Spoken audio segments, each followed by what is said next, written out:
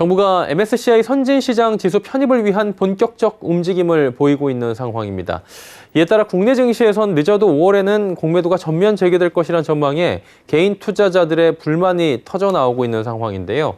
오늘은 MSCI 선진시장 지수 편입 효과, 또 공매도 전면 재개 시기 등 여러 가지 사안들을 증권부의 윤혜림 기자와 함께 짚어보도록 하겠습니다. 윤 기자 나와 있습니까? 네, 안녕하세요. 예, MSCI 선진시장 지수 편입을 정부가 지금 추진을 하고 있는데 MSCI 지수가 무엇인지부터 설명을 부탁드립니다. 네, MSCI 지수는 미국의 모건 스탠리 캐피털 인터내셔널사가 작성해 발표하는 세계 주가 지수로 글로벌 펀드 투자 기준이 되는 지표이자 최초의 국제 벤치마크입니다. MSCI 지수는 주식시장을 발전 단계에 따라 선진시장, 신흥시장, 프론티어 시장으로 구분하고 있는데요. 한국은 1992년 MSCI 신흥국 지수에 편입된 이후 2008년부터 지난해까지 여러 차례 MSCI 선진시장 지수에 도전했습니다. 하지만 역외 환율 시장이 없다는 점, 높은 모회사, 자회사의 동시 상장 비율 등의 원인으로 좌절된 바 있습니다. MSCI는 매년 6월 관찰 대상국, 다시 말하면 워치리스트 내 국가를 대상으로 시장 재분류를 진행하고 있는데요. 이에 한국이 MSCI 선진시장 지수에 편입되기 위해선 우선 오늘 6월 MSCI 선진시장 지수 워치리스트에 등재돼야 하며 정부는 지난달 이를 추진하겠다고 밝혔습니다. 이게 사실 수차례 실패를 했음에도 불구하고 정부가 MSCI 선진시장 지수 편입을 추진하는 이유가 있을 것 같은데 무엇입니까? 네, 우선 정부는 MSCI 선진시장 지수 투자 자금이 신흥국 지수의 5배에서 최대 6배에 달하고 있어 선진시장 지수에 편입될 시 주가 부양 효과가 크기 때문이라고 밝혔습니다.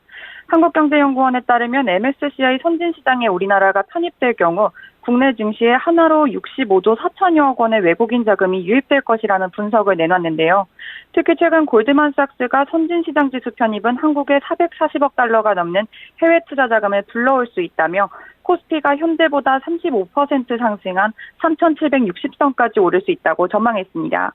또한 정부는 MSCI 선진시장 지수 편입을 위해 외환거래체계 개편도 함께 추진해 그간 문제가 됐던 부분도 해결하겠다는 입장입니다. MSCI 선진지수 편입이 되면 주가 부양이 가장 기대되고 있는 것 같은데 혹시 이에 대한 반대 의견은 없습니까? 반대 의견도 있습니다.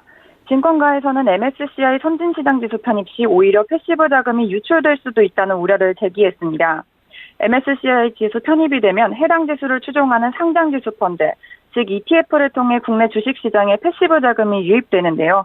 한국이 만일 MSCI 선진시장 지수에 편입된다면 비중은 약 5% 내외의 가능성이 높다고 내다봤습니다.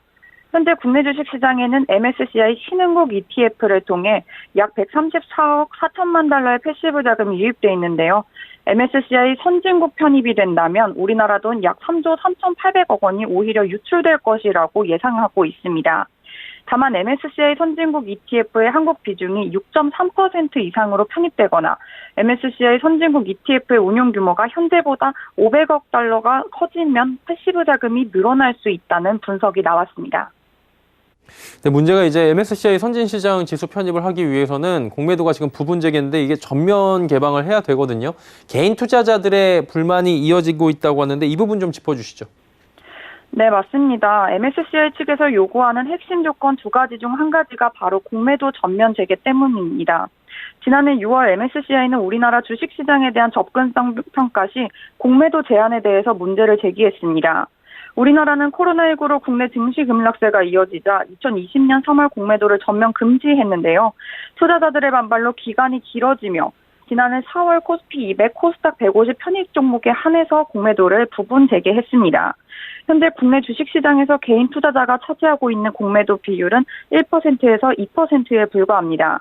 반면 외국인은 68에서 71%, 기관은 26에서 28%를 차지하고 있어 국내 증시를 두고 기울어진 운동장이라고 표현하고 있는 상황입니다.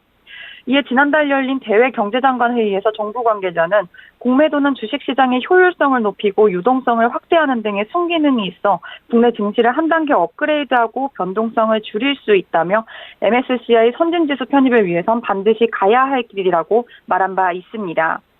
이에 하인원 KB증권연구원은 정부의 목표대로 6월에 MSCI 선진지수 편입 관찰국 리스트에 등재되기 위해선 상반기 중으로 공매도를 전면 재개해야 할 것이라며 이르면 3월에서 4월을 예상해 볼 수 있겠다고 밝혔습니다.